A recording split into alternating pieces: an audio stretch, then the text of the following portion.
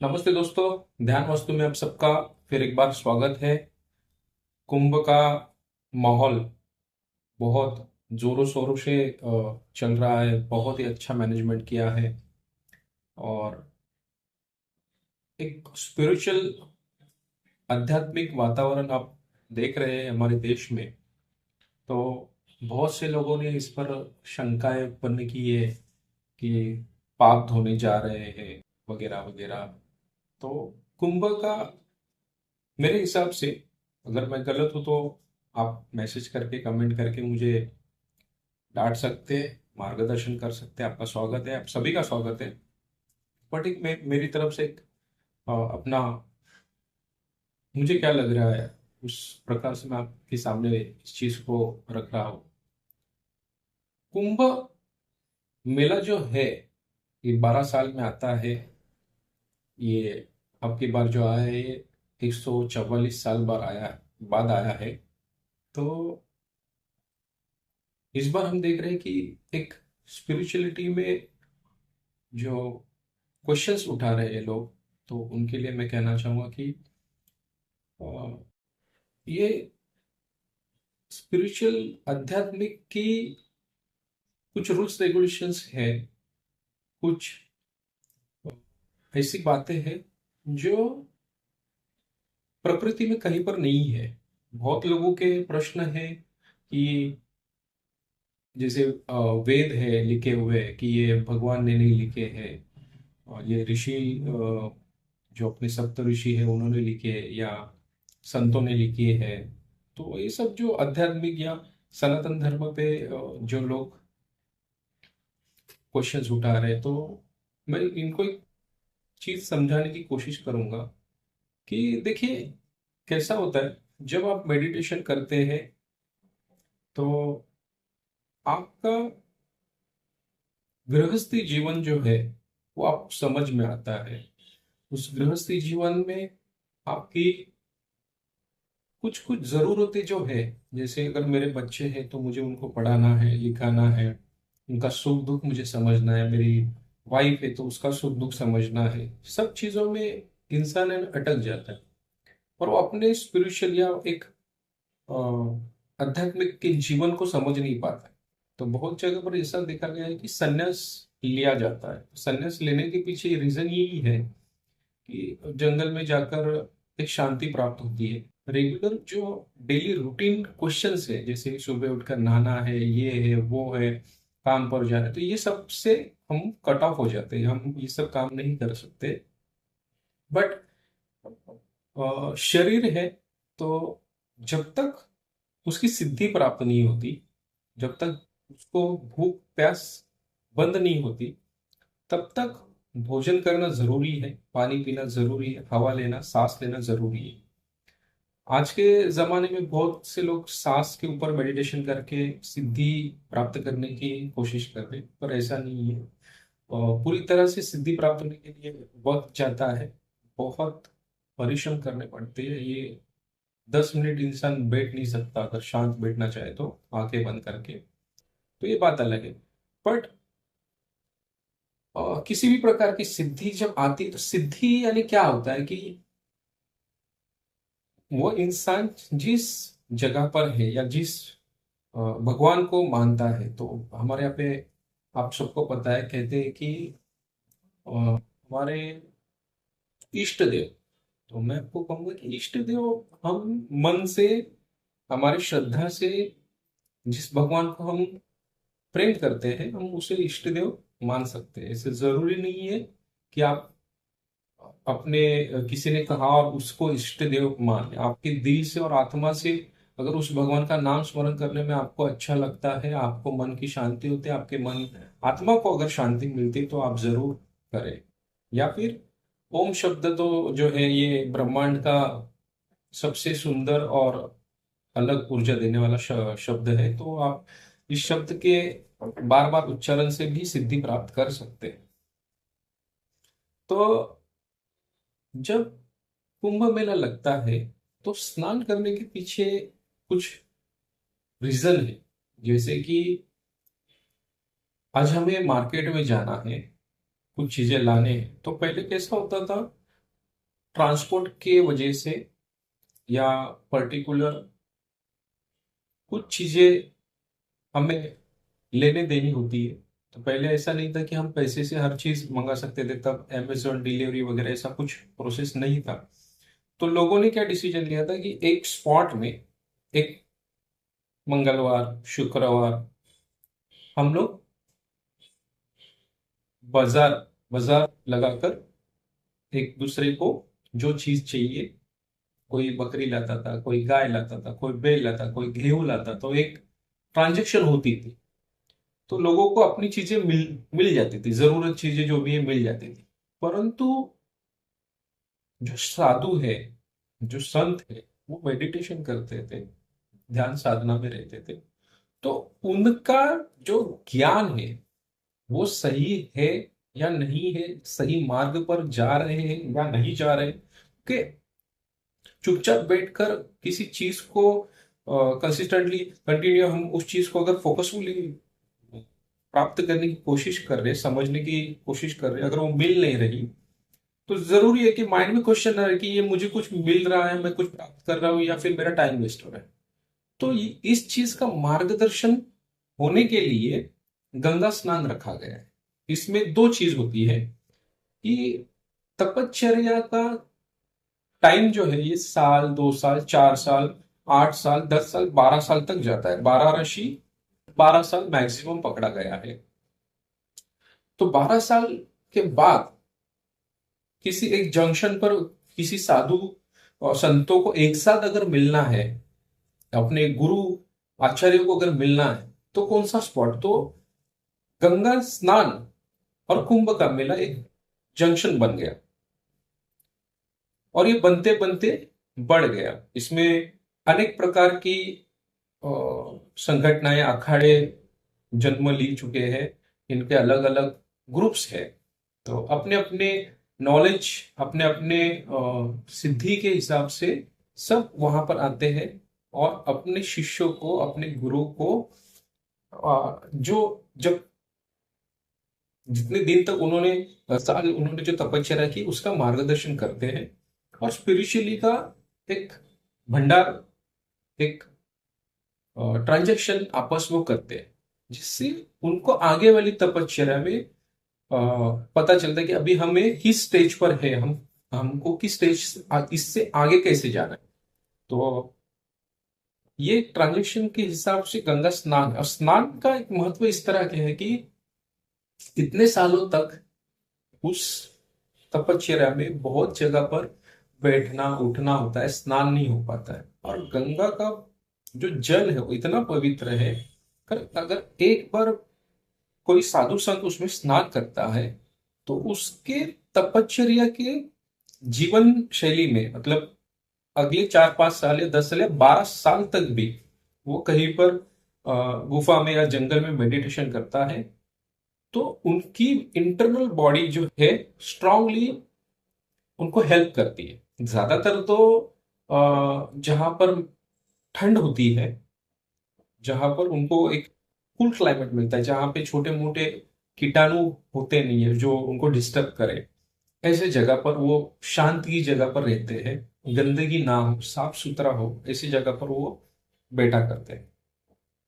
तो गंगा स्नान करने से भी उनको बहुत अच्छे रिजल्ट्स आते हैं। उनको पूरा शरीर शुद्धिकरण होता है। और दूसरी एक बात, गंगा स्नान करते वक्त जब कुंभ के मेले में सब बड़े बड़े ऋषि, बड़े संत, आचार्य जब स्नान करते हैं, उनकी जो तपश्चर्या है, उनके शरीर पे जो एक एनर्जी होती है, ये एनर्जी आपको बहुत कम लोगों को पता चलेगी।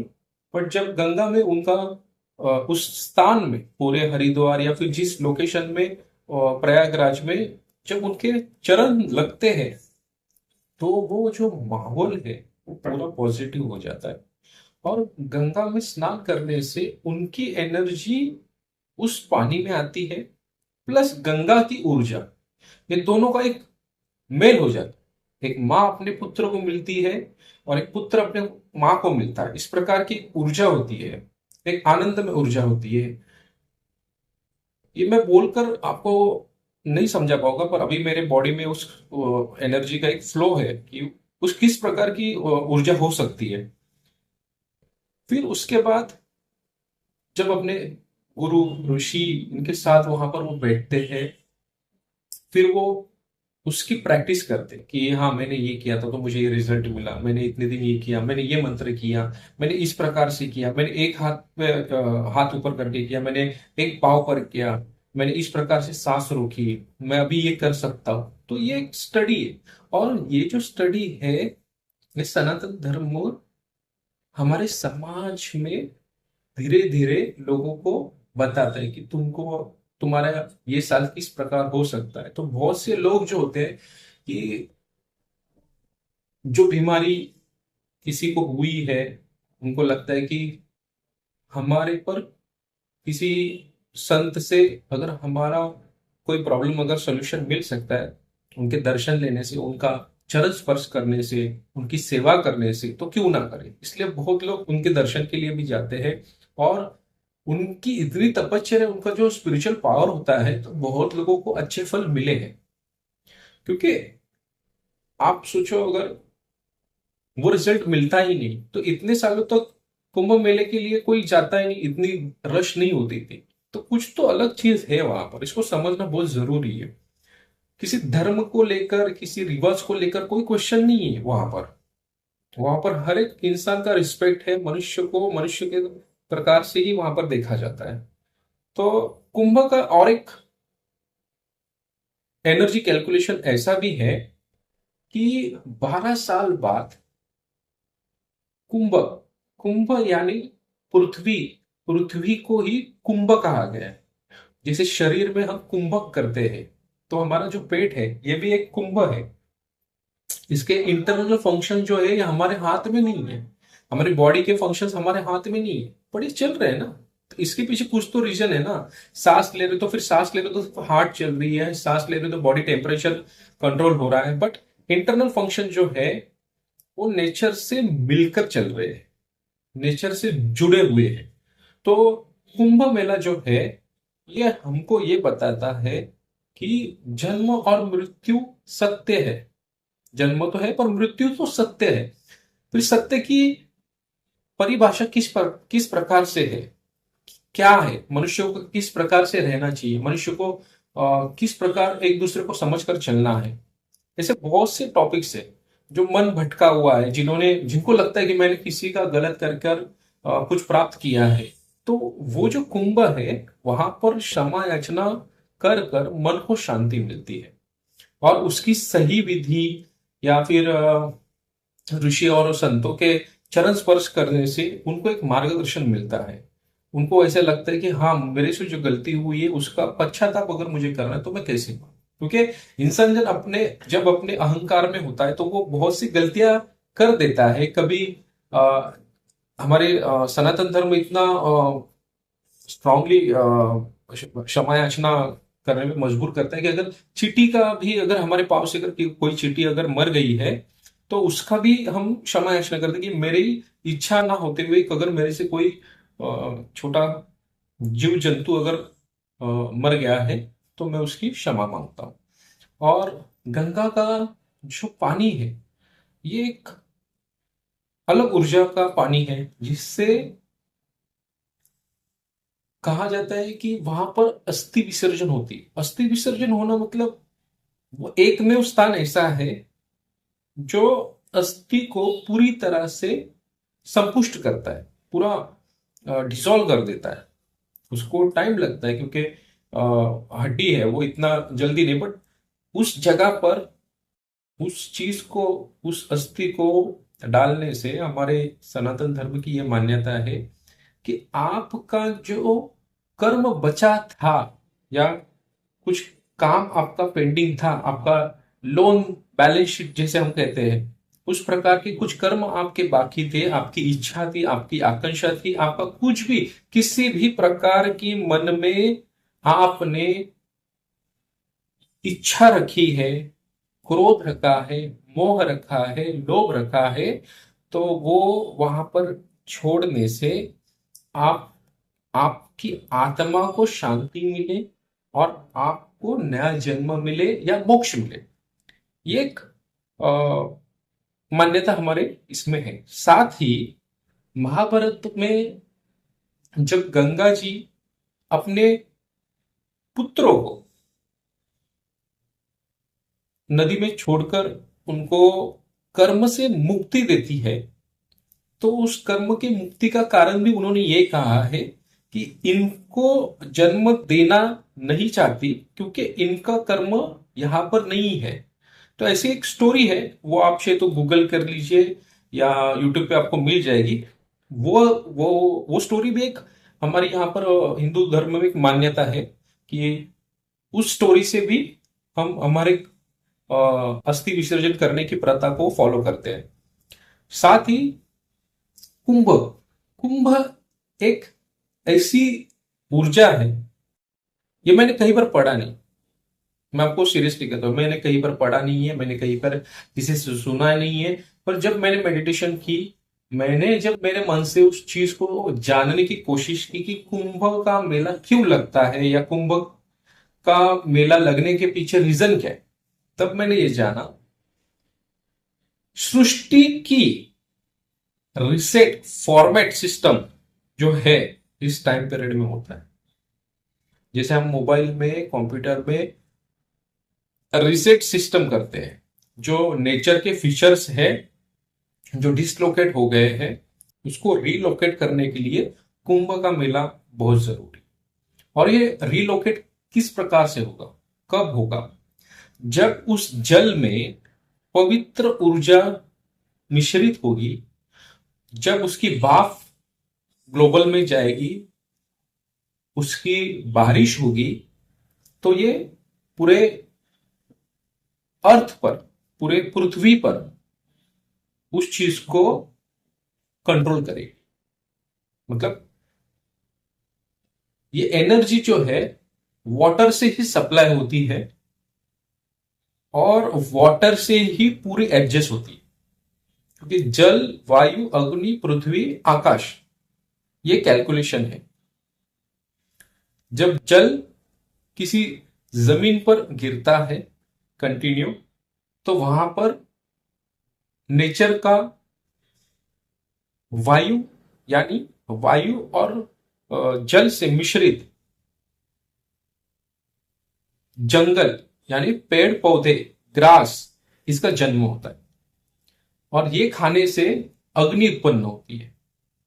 अग्नि की राख से पृथ्वी यानी अर्थ एलिमेंट निर्माण होता है। अर्थ एलिमेंट हुआ तो उसके आजू बाजू में जो स्पेस होगा उससे आपका आकाश निर्माण होता है। आकाश जब निर्माण होगा तो वो वायु, जल और आकाश, इनका जो नेचर का कैलकुलेशन है, जो बाष्पीभवन होना है, पानी जो गर्मी से ऊपर पानी जाता है फिर बारिश के रूप में वापस आता है, जो साइकिल है, ये सब जो है एक प्रकार का कुंभ है, ये एक स्टमक है।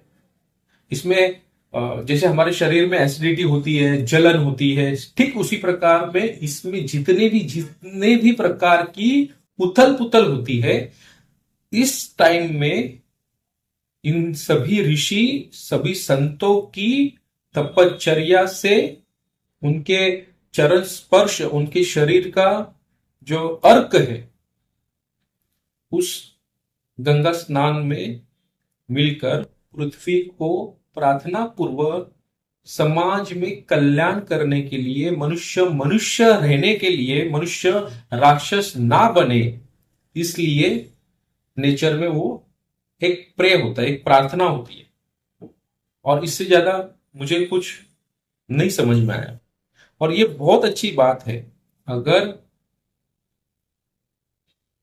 हमारी पृथ्वी को, हमारे नेचर को संभालने के लिए, समझने के लिए, कंट्रोल करने के लिए ये ऋषि संत मनुष्य ही है, पर इतना त्याग करके पूरा कंट्रोल अच्छे से मेंटेन रखने के लिए प्रे कर रहे हैं।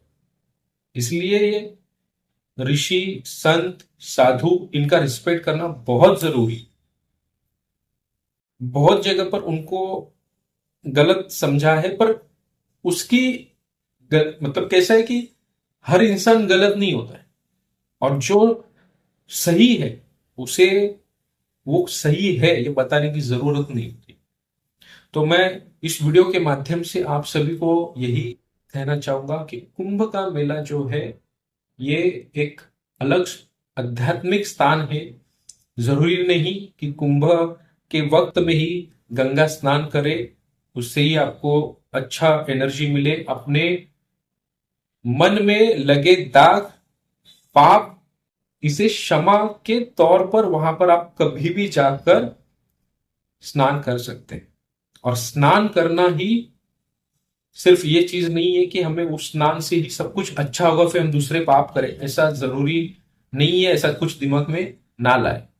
स्नान करने से हमारे जीवन में एक नया जन्म आता है, नया जन्म हमें मिलता है कि हमें इंसान को, मनुष्य को मनुष्य की तरह से ट्रीट करना है, एक दूसरे को समझ कर चलना है। साथ ही जिन लोगों को क्वेश्चन है, जो साइंस के हिसाब से जो बोलते हैं, तो मैं उनको ये कहना चाहूंगा कि जब तक किसी भी चीज पर फोकसफुली स्टडी किए बगैर या कंटिन्यू उस चीज को जाने बगैर किसी भी चीज का निर्माण नहीं होता। जीवन में आज तक सुई से लेकर एरोप्लेन तक जितनी भी चीज हमें मिली है साइंस की तरफ से, तो मैं यही कहना चाहूंगा कि जब तक आप खुद उस चीज के ऊपर कंटिन्यूसली उस चीज के ऊपर फोकस नहीं करेंगे, उस चीज को बनाने की कोशिश नहीं करेंगे, तब तक वो चीज नहीं बनती। अगर साइंस की तरफ हम देखें तो किसी ने सोचा नहीं था कि प्लेन होगा, गाड़ी होगी, पर आज है। क्यों है? क्योंकि लगातार वहां पर साइंटिस्ट लोगों ने, किसी एक साइंटिस्ट ने सभी चीजें नहीं बनाई, पर लॉट्स ऑफ साइंटिस्ट आए, उन्होंने उस चीज को प्रयास किया, वो चले गए, फिर दूसरे आए, उन्होंने प्रयास किया, वो चले गए, फिर ऐसा कर कर कर कर करके हमारा आविष्कार समझ में आया। आज AC, TV, fridge, washing machine कैसे आए? एक झटके से नहीं आए। तो ठीक उसी प्रकार अध्यात्म है। अध्यात्म हम पीछे पीछे से जाकर, पीछे से जानकारी लेकर भविष्य को कंट्रोल करते हैं, और साइंस जो है ये आगे की तरफ जाकर हमारे पीछे वाले और आगे वाले दोनों चीजों को कंट्रोल करता है। दोनों एक दूसरे के जगह पर बहुत सही है, दोनों भी गलत है करके मैं नहीं कहूंगा। बट कैसा है, इस चीज को जब तक आप जानोगे नहीं, जब आप उस चीज को समझोगे, खुद समझने की कोशिश करोगे, और ये कौन समझ सकता है? सबसे पहली बात, जो उस चीज के लिए फोकसफुली है। अगर आपका मन किसी किताब को लेकर, किसी चैप्टर को लेकर 24 घंटा उस चीज के लिए स्टडी करेगा, तो उस किताब की किसी भी प्रश्न का उत्तर आपके पास होगा।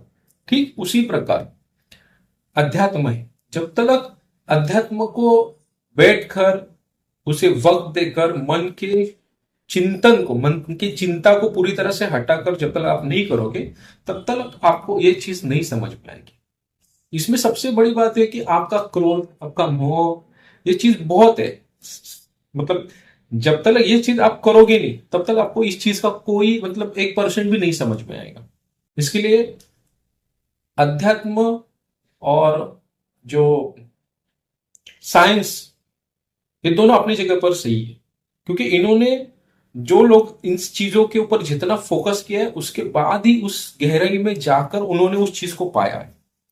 तो मैं आपको यही कहना चाहूंगा कि कुंभ या अ, अभी जितने भी साधु संत हैं उनको आप समझे। किसी भी साधु संत का अगर दर्शन होता है तो दर्शन ले, और प्रयास करें कि मनुष्य मनुष्य का रिस्पेक्ट करें। किसी भी प्रकार से मनुष्य मनुष्य को तकलीफ ना दे, मनुष्य को ही नहीं, किसी भी जीव को तकलीफ ना दे। इसमें बहुत से टॉपिक्स है, जैसे मांस मच्छी खाना है, नहीं खाना है, तो इस सबके अपने विचार और अपने डीप नॉलेज का प्रभाव है। जब तक आप उस गहरे को नहीं जानोगे, तब तक आप नहीं समझ सकते। तो क्योंकि मेरी तरफ से दिखने वाला 6 आपको 9 दिखेगा और आपकी तरफ से दिखने वाला 9 मुझे 6 दिखेगा। तो ये जो है अपनी जगह पर सही है, परंतु किसी को गलत कहना, समाज में किसी को बिना मतलब तकलीफ देना एक गलत बात है। तो वीडियो थोड़ा मेरा बड़ा हो गया है, तो मैं क्षमा चाहूंगा। अब आपको मैं थोड़ा लेक्चर जैसा मैं थोड़ा सा दे रहा हूं इस बार। मेरा जनरली वास्तु और एस्ट्रोलॉजी का विषय है। पहली बार मैं अध्यात्म के ऊपर इस बात को आपके सामने रखने का प्रयास कर रहा हूं। अगर कहीं पर आपको किसी प्रकार से मेरी तरफ से कोई गलत शब्द लगा है या कोई गलत नॉलेज लगी है, तो प्लीज आप उसको मेरे वीडियो के कमेंट्स में आप शेयर कीजिए। और अगर इसी प्रकार से आपको अगर मेरा नॉलेज अच्छा लगता है, मेरे कुछ कुछ चैप्टर्स में अभी एनर्जीज के बारे में मैं आपको शेयर करना चाहूंगा। तो आपके मन में किसी भी प्रकार की ऊर्जा को लेकर या किसी भी प्रकार की शंका को लेकर कुछ भी माइंड में है, तो प्लीज कमेंट कीजिए। मैं ट्राई करूंगा उस एनर्जी को समझकर आपके सामने रखने की। ध्यान वास्तु में आपका बहुत बहुत धन्यवाद।